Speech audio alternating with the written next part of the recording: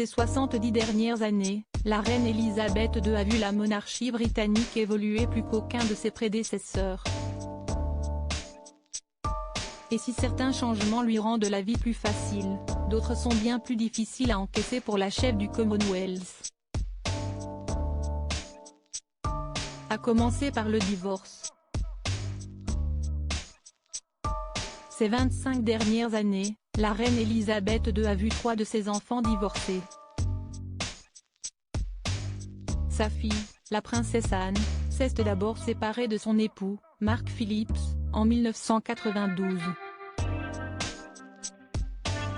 Est ensuite venu le tour du prince Andrew, qui a divorcé de Sarah Ferguson en mai 1996, puis celui du prince Charles, qui après des années de scandale, a rompu son mariage avec Lady Diana en août de la même année. Dans la biographie Queen of Our Time, The Life of Queen Elizabeth II, dont la publication est attendue le 5 avril prochain, l'écrivain britannique Robert Hardman explore l'impact de ces nombreuses séparations sur le moral d'Elizabeth II.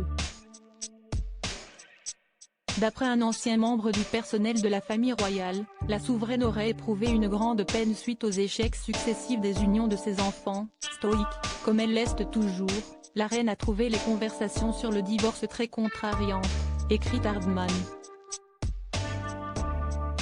Un ancien membre du personnel se souvient que, de temps en temps, elle exprimait son désespoir.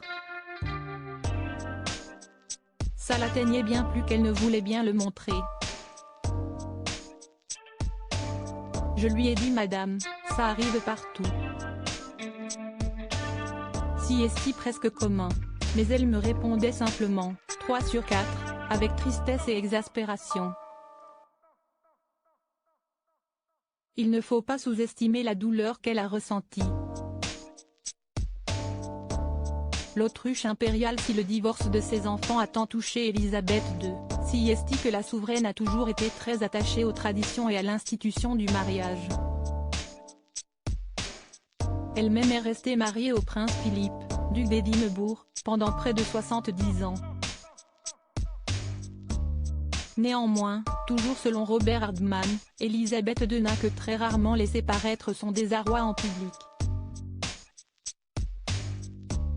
Dans les années 1990, alors que le mariage de son héritier, le prince Charles, et de Lady Diana, volait en éclats aux yeux de tous, la souveraine a toujours fait passer la fonction avant ses émotions. La stratégie de sa mère, dans ce genre de situation, faire comme si rien ne se passait, avait été surnommée l'autruche impériale par les membres du staff royal. La réaction de la reine, comme toujours, était de suivre de l'exemple de son père, absorbé par ses journées en mer, et de traiter l'adversité comme l'océan. La reine a parfois été critiquée pour ses réactions jugées trop lentes, mais elle n'a jamais paniqué. En temps de crise, elle reste toujours très calme, conclut-il.